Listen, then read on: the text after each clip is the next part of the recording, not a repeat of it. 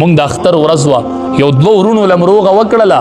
چې هغه دواړه مونږ سلام له پاسولو چې داسې سلام وکړو نو چغې کړې داسې وجړل مې ولې جاړی ما ته وي مولي صاحب مونږ د یو مور او پلاره پیدا نه یو هغې یو وی زما پړه څه تېرېدل چې د سره زما تعلق نه و هغې بل وی زما پړه نو ما د خدای ظالمانو ښه په دې اړه کې په یو بل پسې خپوئ ولې دا روغه نه کوله د یو پلاره د موره پیدا یو نن یو بل ته اختلاف ته ولاړ دي ملګرو دا ویډیو د الله د رضا لپاره لایک کړئ کمنټ وکړئ چینل سبسکرایب کړئ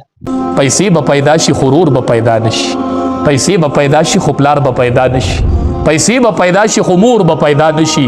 رشتہ ډیر خوږ څیز دی دا مه کټ کوئ نبی کریم صلی الله علیه وسلم ناست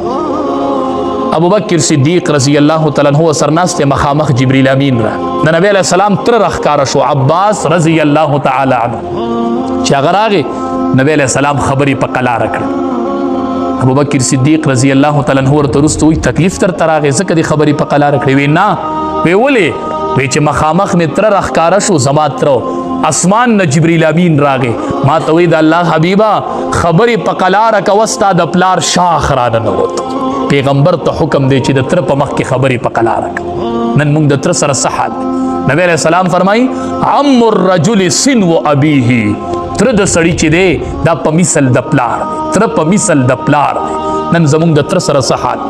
تره ته موږ نن په څه حال ګورو دا زموږ رښتې دي هموږ ناست یو لیلة القدر کې دعاګانې غواړو ټولو رښتې کټ کړي دي رښتې کټ پرتې تره نه پیژنو ترور نه پیژنو کس راغی نبی علیہ السلام ته وی انی اصبت ذنبا عظیما ډیره لویه ګناه رانه وشوله فهل لی من توبة د توبې سلار شته دی الله به مې وبخي توبه به مې الله به مې وبخي نبی علیہ السلام ورته وی هل لک ام وی مور دې شته دی کور کې وی مور دې شته وی نه د الله حبیبه مور خو مې مړه ده وی مور دې نشته وی نه وی هل لک خالة وی د مور خور دې شته مونږ ورته د مور خور نه عربی کې ورته خاله وی یو د پلار خور یغم د سړی تروري یو د مور خور یغم تروري نبی علیہ السلام ورته وی ورشه د مور د خور سره احسان وکړه چې الله دې ګناه معاف کړي د ترور سره احسان وکوي چې الله دې ګناه نن موږ ترور پیژنو د مور خور ته د مور خور کره تللی چې دا زما ترور ده دا هغه ترور ده چې نبی علیہ السلام کس ته وی د دې سره نیکي وکړه چې الله دې ګناه معاف کړي نن موږ دا معلومات کړي نن موږ تللی یو نن موږ د خور او د ترور او د ماما او د ورېرې او د خورزې تپوس کړی چې دا زما رشته دار په دې به ماله الله اجر راکوي په دې به الله ما بخي دا زما رشته ده نو ټولو موږ رشتې کټ کړي دي حدیث مبارک کې راځي یاد ساتئ میدان محشر کې چې کله د سړي حاضري وشي دې پیش شي الله ته